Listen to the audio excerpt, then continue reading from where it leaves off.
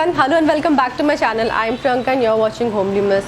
So the ones following me on Insta would know that I make and sell dream catchers, and recently I have added a new product line which would be earrings made of hoops and feathers on the same lines as of dream catchers to my product line. Now many of us have dream catchers hanging in our cars, houses and purses, and we don't really know what this beautiful piece of artwork really means. So in this video I am going to tell you exactly that and also explain a little bit around the different parts of a dream catcher and how to charge to clean its energy. So starting with its conception, it is said to have originated in North America by the indigenous people. However, there are claims that it has originated in other parts of the world as well. In different cultures, the meaning is different. And in today's video, the one that I am going to talk about would be the Native American one, founded by the Anishinaabe culture. Dream catchers are said to turn away harm or misfortune and act as an evil eye or good luck charms.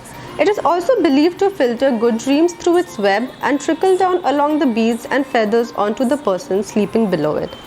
Back then, these little ones were created and hung on the hoop of a cradle to protect infants from bad dreams. So there are 4 parts to a dream catcher. The first one is this hoop, which is made out of wood, bamboo or any metal.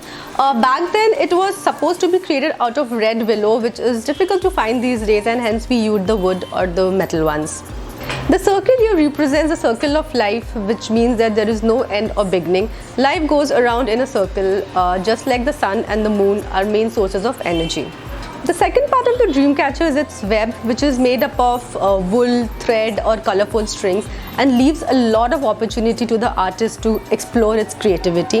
The third component are these beads or crystals, which represents the spider who has weaved this web. And there are many crystals and beads at times which we see in a dream catcher, which represents the good dreams which has gotten trapped in the web and has immortalized itself into lucky charms. The fourth component and the most beautiful part of a dream catcher are these feathers. These represent the good energy which trickles down from the web onto these beads and feathers and onto the person sleeping below it. So that's about it with the parts of a dream catcher, and let me move on to how to channelize and clear the energy which keeps getting trapped onto the web. So the first and the most authentic one, which was used by the Native Americans, and the most simple one, was to hang the dream catcher out in the sun for 3 to 4 hours, so that all the negative energy which gets trapped on the web is burnt with the natural sunlight, and in the end you have a pure and clean dream catcher at your home. The second way to charge your dream catcher would be smudging. Now smudging is again an ancient process where we take the dried leaves and dried flowers and burn it together to induce smoke, which is then floated around a dream catcher to clean its aura.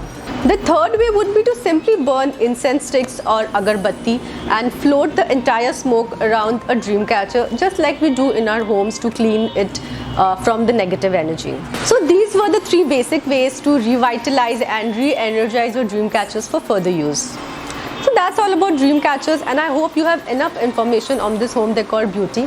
And in case you have any further questions which you would want to know from me, then please leave your questions in the comments below and I will try to answer them. You can also follow me on Instagram, where I keep posting pictures of new dream catchers which I create every week and add to my product line. Also do not forget to catch a glimpse of the dream catcher earrings which I just introduced into my product line last week. And finally, I would like you to give this video a thumbs up if you have enjoyed it, and also do not forget to subscribe to my channel if you love DIYs, thrift flips and dream catchers. Till then guys, let good vibes and good energy surround you, and I will see you next time. Bye.